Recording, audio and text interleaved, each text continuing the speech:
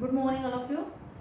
चलिए, तो आज क्लॉज के साथ चलने वाले हैं अपन। तो क्लॉज क्या है पहले ये सीख लेंगे, क्योंकि हम बहुत सारे इंग्लिश सीख लेते हैं लेकिन पता ही नहीं चलता ये क्लॉज है क्या, जबकि इसको पहले दिन ही याद कर लेना था या पहले दिन ही समझ जाना चाहिए था।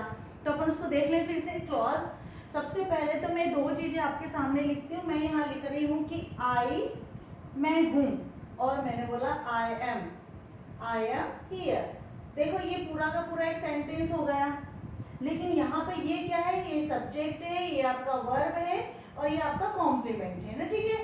तो मैंने इसको एक सेंटेंस बोल दिया, लेकिन मैंने बोला आई एम हियर और यहाँ पे मैंने फुल स्टॉप नहीं लगाया और लिखा एंड यू आर देयर।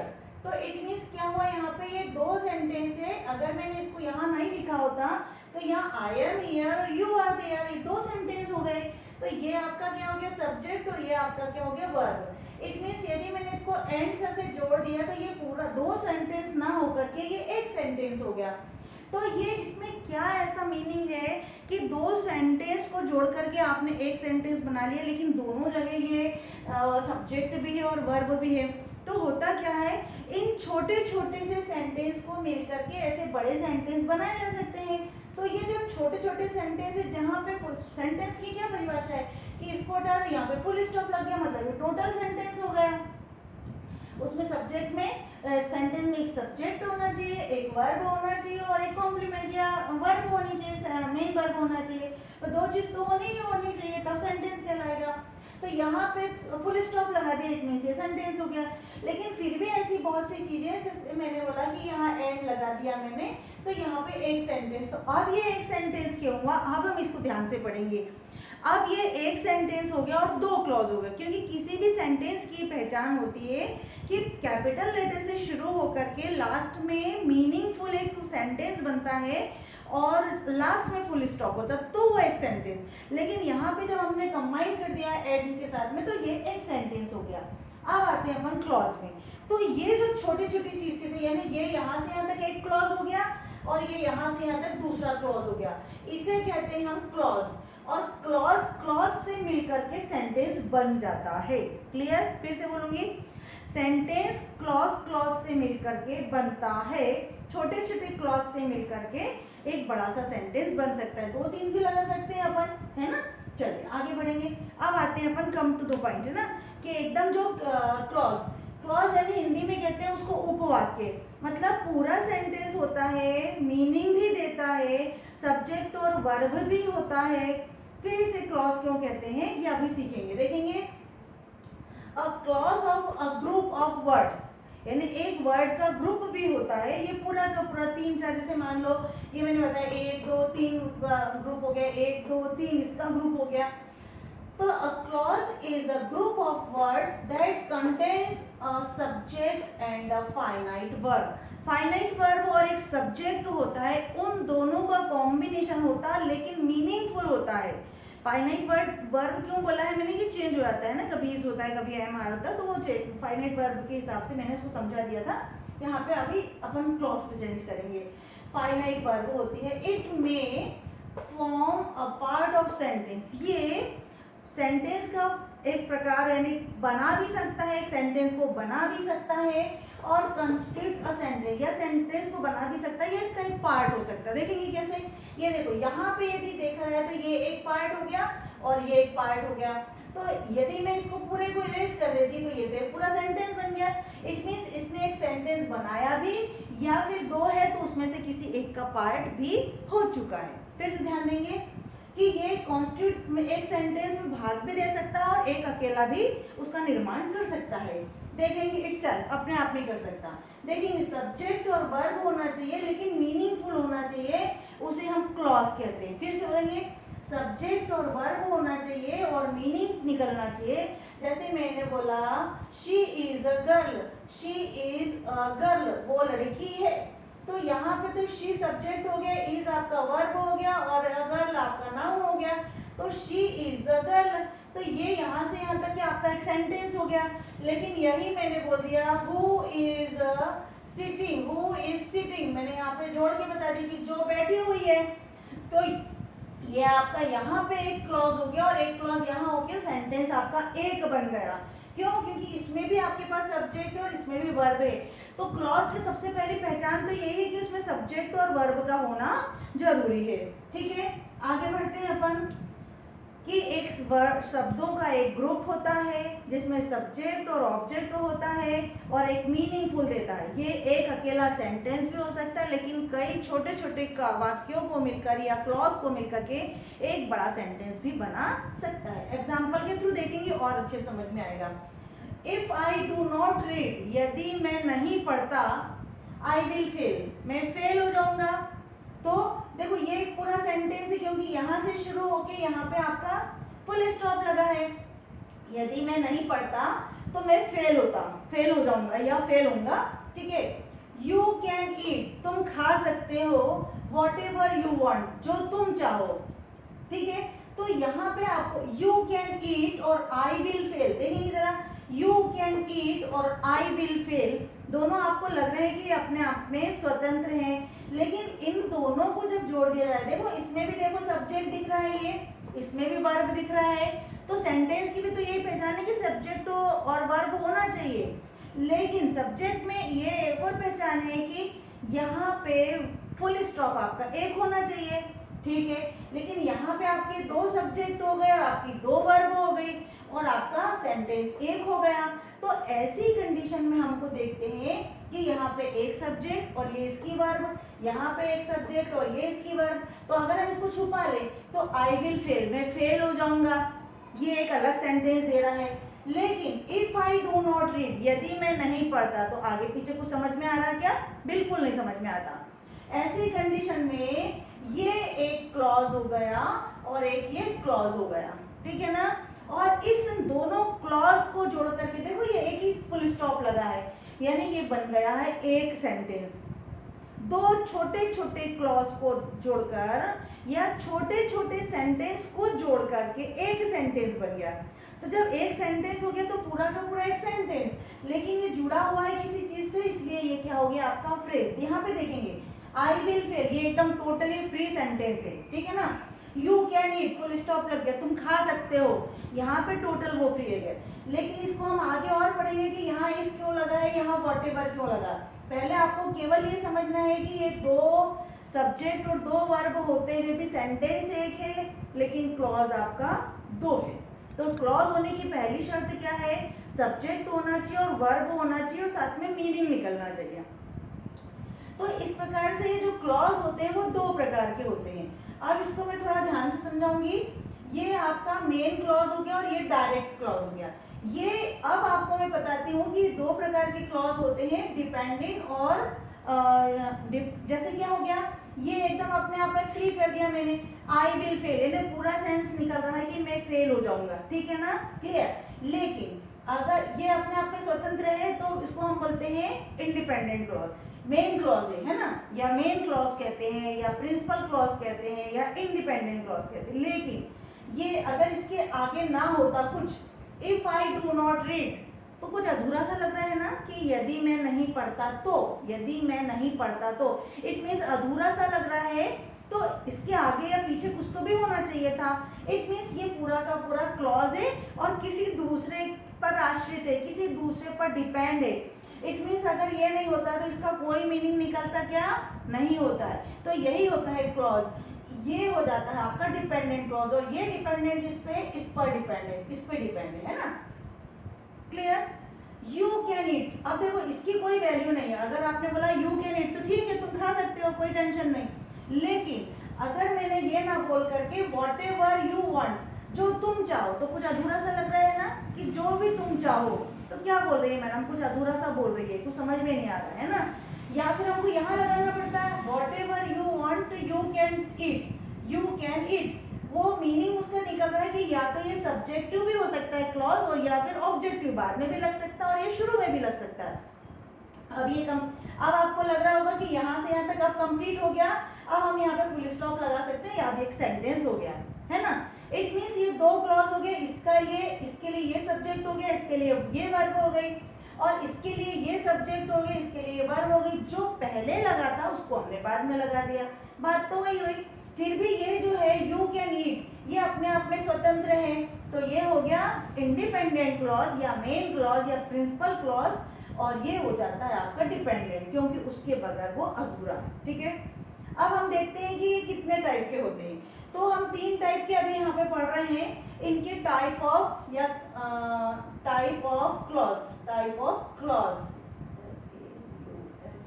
देखेंगे बहुत ध्यान से। पहले तो ये क्लॉज समझ गए कि सब्जेक्ट और वर्ब का होना जरूरी है और मीनिंग निकलना चाहिए। मेन क्लॉज होते हैं, डिपेंडेंट क्लॉज होते हैं कि मेन क्लॉज अपने आप में स्वतंत्र होते हैं, जैसा लगता है वाक्य, इसको किसी और की जरूरत नहीं है। लेकिन अगर वो व्हाटएवर से जुड़ गया है, इफ से जुड़ गया है, अनलेस से जुड़ गया है, अनटिल से जुड़ गया है, इट मीन्स उसको किसी की जरूरत है, तो ये क्लॉज। लेकिन अनटिल के साथ होने के साथ, अनलेस के साथ होने के साथ, इफ के साथ होने के साथ भी इसमें सब्जेक्ट और वर्ब का होना जरूरी है। चलिए अब ये टाइप ऑफ देख लेंगे अपन। तो एक मेन क्लॉज होता है, एक डिपेंडेंट क्लॉज होता है जिसे हम सबऑर्डिनेट क्लॉज कहते हैं, और इसे कोऑर्डिनेट क्लॉज कहते हैं। तो सबसे पहले तो मेन क्लॉज पे आएंगे। जो मेन क्लॉज होता है वो प्रिंसिपल क्लॉज भी कहलाता है और वही इंडिपेंडेंट क्लॉज भी कहलाता है, बैकबोन है ये आपकी। और जो डिपेंडेंट क्लॉज होता है वो सबऑर्डिनेट क्लॉज भी कहलाता है। डिपेंडेंट पहले अभी शुरू में जब आप सीखते हो तो डिपेंड करना सीख जाओ, क्योंकि हम किसी पे डिपेंड ही तो हैं, तो हम क्या है डिपेंडेंट क्लॉज समझ लो, है ना। और जो हमें पढ़ा रहा है वो हमारा इंडिपेंडेंट क्लॉज समझ लो। इसको ऐसे स्टाइल से समझेंगे, फिर धीरे धीरे ये सब बड़ी बड़ी जो शब्द आते हैं कोऑर्डिनेट और सब कोऑर्डिनेट वो आ जाता है। ठीक है, और तीसरा होता है कोऑर्डिनेट क्लॉज। ठीक है, तो सबसे पहले अपन चलते हैं मेन क्लॉज पे, क्योंकि मेन क्लॉज अपने आप में टोटल पूर्ण है। यदि आप उसको सेंटेंस कहोगे तो बुरा भी नहीं है, क्योंकि वो टोटल एक सेंटेंस ही होता है। जैसे देखो यहाँ पे यू कैन ईट, ये पूरा का पूरा एक सेंटेंस है और मेन क्लॉज भी है। अगर हम इसको यहाँ से फुल स्टॉप लगा के दूसरा लगा देते ये भी आपका मेन क्लॉज हो जाता है। ठीक है ना। अब क्या होता है, ये बैकबोन ऑफ द सेंटेंस, ये मेन क्लॉज जो होता है वो पूरे सेंटेंस की बैकबोन होती है, क्योंकि उसके अकॉर्डिंग चलेगा। अब जैसे यहाँ पे मैंने बताया you can eat what ever you want, मतलब इसी के आधार पे ये बोला ना इसने कि तुम खा सकते हो जो तुम चाहते हो। इट मीन्स ये नहीं होता तो इसकी वैल्यू खत्म हो गई, इसकी तो कोई वैल्यू ही नहीं है ना। अगर ये नहीं होता तो ये बैकबोन होती है किसकी, क्लॉज की। ये मेन क्लॉज जो होता है वो बैकबोन होता है किसी भी सेंटेंस का। अब ये इट गिव्स कंप्लीट सेंस, बिल्कुल कंप्लीट मीनिंग। देखो यू कैन ईट, तुम खा सकते हो, कंप्लीट मीनिंग दिया। आई विल फेल, मैं फेल हो जाऊंगा, बिल्कुल कंप्लीट मीनिंग दिया। आई विल कॉल यू, यहाँ पे मैं तुम्हें कॉल करूंगा, तो वहां पर काम खत्म हो जाता है कि मैं तुम्हारा मतलब मैं तुम्हें कॉल करूंगा, तो मीनिंग है इसका। फिर does not start with any conjunction, किसी भी कंजंक्शन से ये शुरू नहीं होते। देखेंगे जरा यहाँ पे, देखो if I don't read I will fail. देखो मैंने यहाँ पे आपको बताया है कि ये मेन वर्ब है, लेकिन यहाँ ये इफ क्या है, कंजंक्शन है। तो ये इफ जो है कभी भी इफ लगा है या यहाँ पे व्हाटएवर लगा है, इट मीन्स ये कभी भी आपके मेन क्लॉज नहीं हो सकते। मेन क्लॉज हो सकता है आपका ये you can eat, main clause हो सकता है I will fail, main clause हो सकता है I will call you. We must preserve forest, हमें फॉरेस्ट को क्या करना चाहिए, प्रिजर्व करके रखना चाहिए, सुरक्षा करना चाहिए, सेव करके, मतलब एक प्रकार से रोक के रखना चाहिए, रक्षा करनी चाहिए उसकी। भले ही बाद में हम किसी पे भी बोल रहे, लेकिन ये अपने आप में फ्री है। फिर Ranu found many shells, Ranu को बहुत सारे शेल्स मिले, ठीक है, उनको मिले, ये अपने आप में मेन क्लॉज है, इंडिपेंडेंट क्लॉज है, प्रिंसिपल क्लॉज है। बट अगर ये जुड़ गया है उसके आगे आई will call you if you call मी, यदि तुम मुझे कॉल करोगे तो मैं कॉल करूंगी, ठीक है ना। इफ यू कॉल मी, यदि तुम करती हो तो मैं कॉल करूंगी। तो ये जो इफ वाला है, देखेंगे इफ वाला ये कभी भी मेन क्लॉज नहीं हो सकता, क्योंकि ये क्या है, कंजंक्शन है।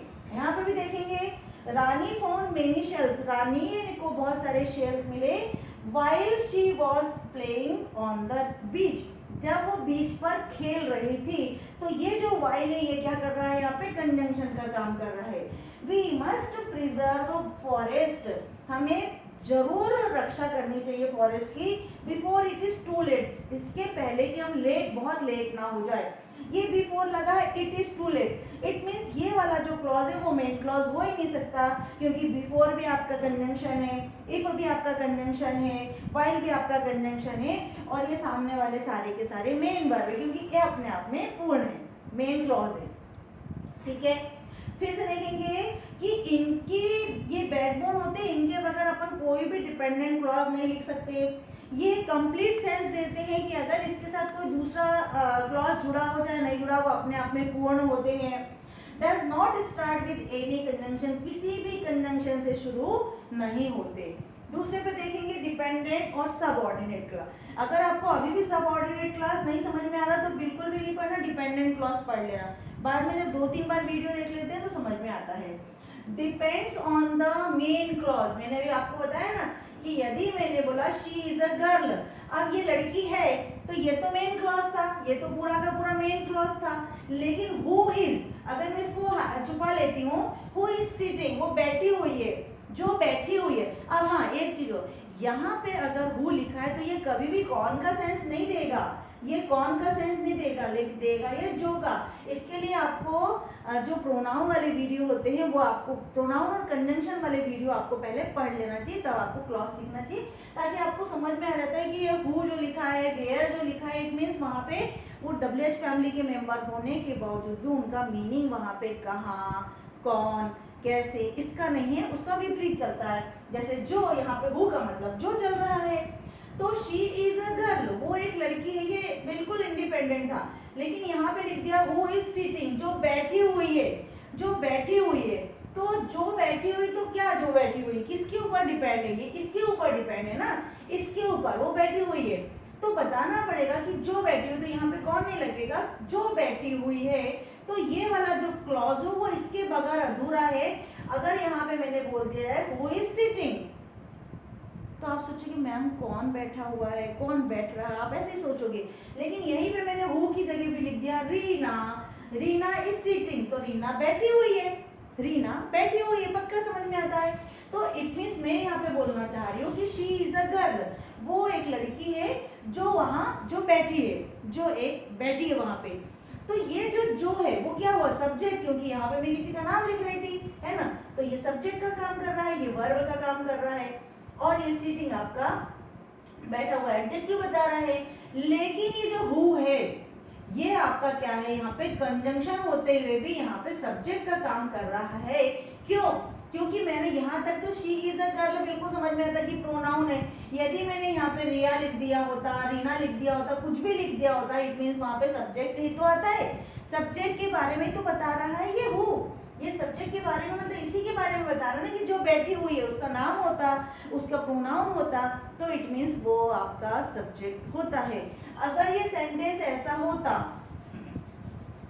अगर ये सेंटेंस होता कि she is a girl, full stop, एक सेंटेंस बन गया। Riya is sitting, Riya is sitting, तो आप क्या बोलते हैं कि वह एक लड़की है, रिया बैठी है। तो ये रिया इज सिटिंग, बैठी हुई है, वो एक लड़की है, ठीक है। अगर मैं इसको थोड़ा उल्टा कर दूं, रिया इज सिटिंग, रिया बैठी हुई है, हु इज अ गर्ल, वो एक लड़की है, जो एक लड़की है, जो एक लड़की है। तो मैंने इसको दोनों सेंटेंस थे, दोनों सेंटेंस को यदि मैंने मिला दिया तो ये हु से जोड़ दिया, तो मैंने किसको हटा दिया, यहाँ पे शी को हटा दिया। इट मीन्स एक कोई भी हटेगा, वैसा तो नहीं रहेगा। हु इज अ गर्ल, जो एक लड़की है, तो जो किसका काम कर रहा है, सब्जेक्ट का काम कर रहा, इस काय का काम कर रहा है, वर्ब का काम करता है।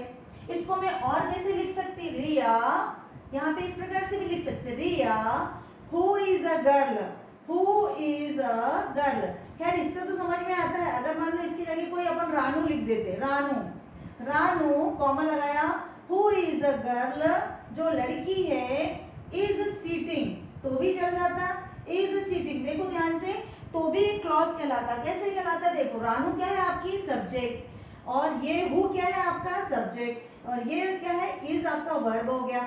तो हु इज अ गर्ल एक क्लॉज था पहले भी यहाँ पे, है ना, हु इज अ गर्ल एक क्लॉज था पहले भी।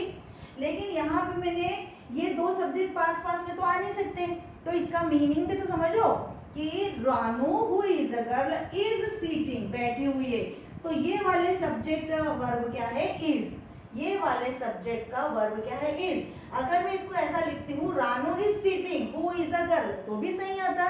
तो इस प्रकार से भी यदि कभी लिखा हुआ है तो आपको सब्जेक्ट और वर्ब को पहचानना आना चाहिए, ठीक है ना। तो इस प्रकार से आपको लिखा है तो भी समझना है, लेकिन ये हु क्या है, इफ क्या है, ये अपन पढ़ेंगे। इट मीन्स जो डिपेंडेंट क्लॉज है, सबऑर्डिनेट क्लॉज है, वो शुरू मेन क्लॉज पर ही आश्रित होता है। अगर मेन क्लॉज नहीं है तो उसकी कोई वैल्यू नहीं है। हु इज अ गर्ल, कौन एक लड़की है, यहाँ तक तो फिर भी वो कौन लड़की है ये तो समझ में आता है। लेकिन अगर मैंने बोला कि यहाँ पे दैट लगा देती, दैट इज अ गर्ल, तो दैट इज अ गर्ल वह एक लड़की है। लेकिन अगर मैं इसके साथ में और कुछ लगाती तो आपको बहुत जल्दी नहीं समझ में आता। चलो मैं यहाँ पे लिख देती हूँ, मैंने एक एग्जाम्पल दिया, आई नो, क्या, मैं जानती हूँ, क्या, what you want to take, तुम क्या लेना चाहती हो, मैं जानती हूँ तुम क्या लेना चाहती हो। तो ये क्या है? What you want to let, क्या लेना चाहती हो, ठीक है ना। तो ये आपको अधूरा सा लग रहा है कि क्या बोलना चाहती हो। ऐसे यहाँ पे देखो, इफ यू डू दिस, अगर ये तुम करती हो, अगर ये तुम करती हो, तो ये इफ से जुड़ा हुआ है। और यदि ये इफ यू डू, अगर तुम करती हो, तो अधूरा सा लग रहा है कि इसके बगैर इसके पास कोई सेंटेंस होना चाहिए। तो यू विल बी पनिश, तुम्हें पनिश किया जाएगा। अगर तुम ये करती हो तो तुम्हें पनिश किया जाएगा। तो इट मीन्स कि ये वाला जो इफ वाला क्लॉज है वो पूरा का पूरा किस पे डिपेंड है? ये मेन क्लॉज पे, यू विल बी पनिश्ड। तब समझ में आता है कि हाँ ये सेंटेंस कंप्लीट हो रहा है। अब can not stand alone as a sentence, जैसे मैंने बताया कि मेन क्लॉज आपका बिल्कुल अलोन रहता है, सिंगल रहता है, उसको किसी के सहारे की जरूरत नहीं है, इसलिए उसे इंडिपेंडेंट कहते हैं। लेकिन अगर ये लिखा है मैंने इफ यू डू दिस, तो डेफिनेटली उसके आगे कोई मेन क्लॉज होगा ही होगा जिसपे ये डिपेंड है, क्योंकि इसके बगैर इसका अर्थ पूरा नहीं होता। आई डू नॉट बिलीव, मुझे नहीं पता, मैं विश्वास नहीं करती, दैट ही इज गिल्टी। तो आई डू नॉट बिलीव तो आपको मेन क्लॉज समझ में आता है कि मैं विश्वास नहीं करती, मैं विश्वास नहीं करती, क्योंकि यहाँ पे सब्जेक्ट हो गया, ये वर्ब हो गया। लेकिन दैट ही इज, कि वह दोषी है, कि वह दोषी है, कि वह दोषी है मतलब कुछ समझ में आएगा कि कुछ तो भी गड़बड़ है, आगे या पीछे कुछ तो भी होगा। तो उसको बताना पड़ेगा कि I do not believe that he is guilty. तो फिर बता रही है जो दैट है, दैट क्या कर रहा है? इस वाले क्लॉज को जोड़ रहा है, क्योंकि ये भी क्या है? सब्जेक्ट है, ये वर्ब है, और ये गिल्टी आपकी एडजेक्टिव हो गया, ठीक है, वो दोषी हो गया। तो ये जो हो गया आपका, ये जो दैट है वो क्या हो गया? आपका कंजंक्शन हो गया। कंजंक्शन से दो सेंटेंस को जोड़ दिया, क्योंकि अगर देखा जाएगा कि ही इज गिल्टी तो भी एक अलग सेंटेंस था, आई डू नॉट बिलीव ये भी एक सेंटेंस था। क्लियर हो गया? दैट से कंजंक्शन से जोड़ दिया है, तो दैट द अधूरा सा लग रहा है, इसलिए वो यहाँ पे लिख के बताती हूँ मैं थोड़ा सा, आपको तब समझ में आएगा।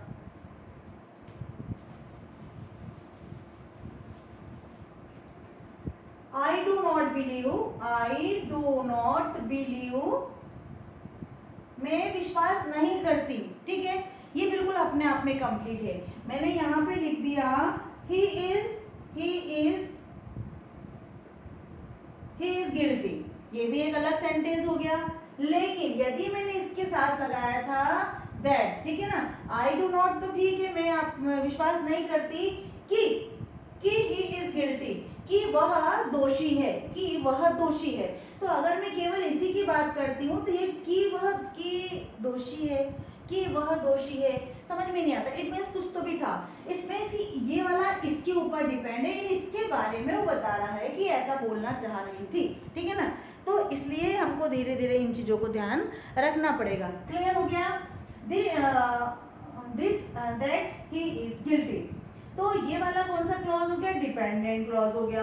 अब डिपेंडेंट क्लॉज के लिए आपको पता होना चाहिए कि इसमें कौन कौन से वर्ब आते हैं, कौन कौन से कंजंक्शन आते हैं। तो ये डिपेंडेंट जो क्लॉज होते हैं, जैसे हु से शुरू होते हैं, वेयर से शुरू होते हैं, और दैट से शुरू होते हैं, दैट लगता है, तो आप समझ जाते हो कि ये डिपेंडेंट क्लॉज है। इसको फिर से 3 भागों में बांटते हैं, इसको हम डिटेल बाद में करते हैं, पहले कोऑर्डिनेट कर। ये पहला वाला क्या था कि बैकबोन होते हैं, कंप्लीट सेंस देते हैं, लेकिन ये कंप्लीट सेंस नहीं देते हैं। ये अकेले अपने आप में पूर्ण होते हैं, लेकिन ये अकेले अपने आप में पूर्ण नहीं होते।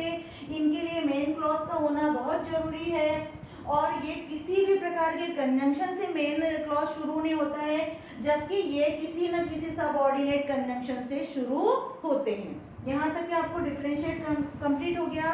कंजंक्शन से कौन से कंजंक्शन, बहुत सारे, अनलेस होता है, इफ होता है, हु भी आया, ये बहुत सारे आ रहे, इनसे होता है। लेकिन तीसरा अपन देखेंगे कोऑर्डिनेट क्लॉज। कोऑर्डिनेट क्लॉज का मतलब होता है समझौता करते हुए चलना, है ना। Coordinate clause it gives us complete sense, ये पूरा का पूरा सेंस देते हैं। इट मीन्स कि मैंने बोला कि भाई ठीक है, 2 चीज़ों को जोड़ दिया, या तो तुम आओ या मैं आऊँ, एक ब्रैकेट से वो आ रहा है और मैं आ रहा हूँ, या वो चाय ले रहा है और मैं कॉफ़ी ले रही हूँ, तो इस प्रकार से वो एक ही सेंटेंस में सब कुछ जुड़ जाता है। तो it gives us complete sense. Start with coordinate conjunction. Coordinate मतलब किसी चीज़ को जोड़ता है, जैसे एंड हो गया, बट हो गया, सो हो गया, फॉर हो गया, इनसे जोड़ेगा तो आपको क्या करना पड़ेगा, ये वाला कोऑर्डिनेट क्लॉज होता है। जैसे देखो, I like to take tea, मैं पसंद करता हूँ टी लेना, बट यू लाइक मिल्क, परंतु तुम दूध लेना पसंद करते। देखो कोऑर्डिनेट कर दिया, बट से क्या कर दिया, इसने कोऑर्डिनेट कर दिया। अब देखो यहाँ पे होगा I like to take tea, ये इसका सब्जेक्ट हो गया, ये इसकी वर्ब हो गई, ये इसका सब्जेक्ट हो गया, ये इसकी वर्ब हो गई, और जुड़ गए से गया, ये दो क्लॉज हो गए ना, ये 2 क्लॉज हो गए, और बढ़िया कोऑर्डिनेट कर लिया इन्हें बट के साथ में, दोनों क्लॉज जुड़ गए, सेंटेंस एक बना लिया। क्लियर हो गया। ही डिड, ही क्या हो गया आपका सब्जेक्ट हो गया, डिड क्या हो गया आपकी वर्ब हो गई। He did not work hard, उसने कठिन परिश्रम नहीं किया, सो ही फेल्ड, इसलिए वो फेल हो गया, इसलिए वो फेल हुआ, है ना। तो he did not work hard, यहाँ तक तो आपको मेन क्लॉज समझ में आ गया, लेकिन जैसे उसने बोला इसलिए वो फेल हो गया, मतलब इसका आपने रीजन दे दिया, एक कंप्लीट सेंस देता है वो, इसलिए वो फेल हो गया, और यहाँ पे सेंटेंस कंप्लीट हो गया। शी इज सैड, वो दुखी है, बट नॉट ब्रोकन, पर टूटी हुई नहीं है। तो ध्यान से देखेंगे, ये आपकी सब्जेक्ट और ये आपकी वर्ब, तो यहाँ पे बट नॉट ब्रोकन, ये टूटी हुई नहीं है, मतलब वो, it means not broken, but she is not broken, वो टूटी हुई नहीं है। इट मीन्स आपको सेंस भी मिल रहा है और जुड़ भी गए हैं 2 क्लॉज मिल करके, उनको कहते हैं अपन कोऑर्डिनेट क्लॉज। अब पहचानेंगे कैसे हम कि किसमें क्या क्या रहता है, तो ये मेन क्लॉज होता है, ये टाइप ऑफ डिपेंडेंट क्लॉज होता है, और कोऑर्डिनेट क्लॉज होते हैं, इसको अपन देख लेते हैं, ठीक है ना। अब देखो मैंने क्या बोला, जो डिपेंडेंट क्लॉज कैसे समझ में आएगा कि क्या क्या होता है, तो मैंने पहली बात तो तुम्हें यही बता दिया ना कि भाई ये किसी भी कंजंक्शन से शुरू होते हैं ना। कौन कौन से हो सकते हैं, ध्यान से देखेंगे जरा। हु, यदि सेंटेंस में ये सारे शब्द सामने आते हैं या किसी चीज को जोड़ते हैं, तो वो डिपेंडेंट क्लॉज कहलाएंगे या सबऑर्डिनेट क्लॉज कहेंगे। जैसे हो गया हु आ जाएगा, हुम आ जाएगा, और या फिर व्हाट आ जाएगा, बिकॉज आ जाएगा, इफ आएगा, इवन इफ आएगा, ऑल्दो आएगा, अनलेस आएगा, अंटिल आता है, whatever, which, whichever, wherever, when, while, whose, before, after, that, as और एज। अगर ये आपको आते हुए दिख रहे हैं, इसके सेंटेंस के अंदर ये आए हैं, इट मीन्स ये कौन सा क्लॉज होगा, डिपेंडेंट क्लॉज होगा। एक एग्जांपल ले लेंगे, I know what you want, मैं जानता हूँ जो तुम चाहते हो, जो तुम चाहते हो, तुम क्या चाहते हो, जो तुम चाहते हो बोलते हैं ना, मैं तुम्हें जानता हूँ। तो ये व्हाट से शुरू हो गया, यानी ये वाला तो आपका मेन क्लॉज हो गया, और ये वाला आपका डिपेंडेंट क्लॉज हो गया। व्हाटएवर यू वांट, जो भी तुम चाहते हो, यू कैन डू, तुम कर सकते हो। तो ये देखो व्हाटएवर लगा है, तो ये क्या हो गया, एक प्रकार से ये सारे के सारे क्लॉज को जोड़ने के लिए बनाए जाते हैं। इनसे यदि आपका सेंटेंस शुरू हो रहा है तो समझ जाना कि ये आपका कौन सा है, सबऑर्डिनेट या डिपेंडेंट क्लॉज। ये 3 प्रकार के होते हैं, ये होते हैं नाउन क्लॉज, एडजेक्टिव क्लॉज और एडवर्ब क्लॉज। देखेंगे जो जो मैंने यहाँ पे आपको लिख के दिया है वही वहाँ हम यूज करेंगे। फिर से बोलेंगे, डिपेंडेंट क्लॉज में ये सारी चीजें आती हैं, ये एग्जाम्पल है, इनको हम डिटेल यहाँ करते हैं। ये 3 प्रकार के होते हैं। पहला होता है नाउन क्लॉज, दूसरा होता है एडजेक्टिव क्लॉज, तीसरा होता है एडवर्ब क्लॉज। बिल्कुल नाउन जैसा कि नाम से समझ में आ रहा है कि नाउन के बारे में बताता है, एडजेक्टिव मतलब नाउन के बारे में विशेषता बताता है, एडवर्ब मतलब उनके बारे में उसको मॉडिफाई करता है। इसको एग्जाम्पल के थ्रू समझेंगे तो ज़्यादा अच्छा लगेगा। नाउन क्लॉज में देखेंगे, जो नाउन क्लॉज होता है, मैंने यहाँ पे पहले बता दिया आपको कि ये सारा हु, वांट, हुज, ये सब आपके जुड़े दिखते हैं तो डिपेंडेंट क्लॉज होंगे। अब हम नाउन क्लॉज को जरा थोड़ा ध्यान से देखेंगे। ये है हमारा noun clause. A noun clause is a subordinate clause. क्या होता है? एक सबऑर्डिनेट क्लॉज है विच does the work of a noun. Noun का काम करता है, एक नाउन के समान कार्य करता है या उसका कार्य करता है। और सबसे पहली मेरी मतलब वो है कि ये क्या करता है आपको कि क्या का आंसर देता है। क्या, देखो कैसे भी एग्जांपल देंगे और क्या क्या यूज कर सकते हैं अपन, what, that, who, whoever, whether और हाउ। ये जहाँ पे आए, यहाँ पे देखो पहले पूरे आ रहे थे ये सब, लेकिन इसको 3 भागों में डिवाइड कर दिया है, एक नाउन क्लॉज, एक एडजेक्टिव क्लॉज और एडवर्ब क्लॉज। तो ये भी डिवाइड हो जाएंगे ना ये सारे। तो जहाँ पे आपको ज्यादातर क्या का आंसर मिलता है वो आपके नाउन क्लॉज होगा। देखेंगे एग्जांपल के थ्रू, ही प्रॉमिस्ड, फिर से देखेंगे क्लॉज है कि नहीं, ये सब्जेक्ट हो गया, ये आपकी वर्ब हो गई, तो ये तो क्लॉज हो गया। दैट ही वुड कॉल मी, उसने प्रॉमिस किया, क्या क्या किया उसने, प्रॉमिस किया कि वह कॉल करेगा, कि वह कॉल करेगा। यहाँ पे आके आ गया सब्जेक्ट, ये आपका वर्ब आ गया, ये 2 क्लॉज को जोड़ने का काम कर दिया इसने, ठीक है ना। कौन सा, नाउन क्लॉज हुआ लेकिन सब ऑर्डिनेट क्लॉज हो गया, यानी डिपेंडेंट क्लॉज हो गया। सब ऑर्डिनेट क्लॉज का नाउन क्लॉज हो गया, क्योंकि ये किस पे जुड़ा है, ही प्रॉमिस्ड कि, यानी ये किस पे जुड़ा है, इस पे जुड़ा है, ठीक है। चलिए आगे बढ़ेंगे। एवरीवन नोज, एग्जांपल देखेंगे, एवरीवन नोज, हर कोई जानता है, क्या क्या जानता है, ये बोलेंगे ना, हर कोई क्या जानता है, क्या, व्हाट का आंसर दिया, दैट यू आर ऑनेस्ट, कि तुम ऑनेस्ट है। एवरीवन क्या हो गया आपका प्रोनाउन, तो ये क्या हो जाएगा आपका सब्जेक्ट, और ये हो गया आपकी वर्ब, और दैट आपका कंजंक्शन हो गया, और यू क्या हो गया आपका सब्जेक्ट हो गया, आर क्या हो गया आपकी वर्ब हो गई। इट मीन्स ये नाउन के बारे में बता रहा है, knows, everyone knows that you are honest, तुम्हारे बारे में बता रहा ना, कि उसके बारे में बता रहा है कि तुम ऑनेस्ट हो, तो ये आपका नाउन क्लॉज हो गया। ये ही वुड कॉल मी, कि वो, उसने प्रॉमिस किया, ही वुड कॉल मी, कि वो कॉल करेगा, तो ये आप वो मतलब कोई पर्सन, तो वो कॉल करेगा, तो ये आपका नाउन क्लॉज हो जाता है। और सबसे ज़्यादा इम्पॉर्टेंट जो बिल्कुल एग्जाम में आता ही है, जहाँ आपने देखा हु लिखा होगा, व्हाट लिखा होगा, तो ये एग्जाम का बिल्कुल, इसको थोड़ा सा स्टार कर लो या कोई ऐसा वो कर लो कि भाई ये आता ही है, आपका स्टार कर लो इसको, है ना। ये आपका आएगा ही आएगा और आपको इसको पढ़ना ही पड़ेगा, ठीक है ना। तो an adjective clause is a subordinate clause, बिल्कुल सबऑर्डिनेट है, जो मैंने बताया ना यहाँ पे एग्जांपल के through, clause which does the work as an adjective. Adjective क्या होते हैं, नाउन और प्रोनाउन की को मॉडिफाई करते हैं, उनको एक्स्ट्रा इंफॉर्मेशन देते हैं, तो उनके समान काम करता है। तो ये तो डेफिनेशन हो गई। It begins with a relative pronoun, ये कहाँ से शुरू होते हैं, रिलेटिव प्रोनाउन से शुरू होते हैं, जैसे हु, हुज, विच, whom, कौन, किसका, विच, जिसका, whom, है ना। तो इनसे शुरू होने वाले, तो ये तो बिल्कुल पहचान है और एग्जाम में बिल्कुल आना ही आना है।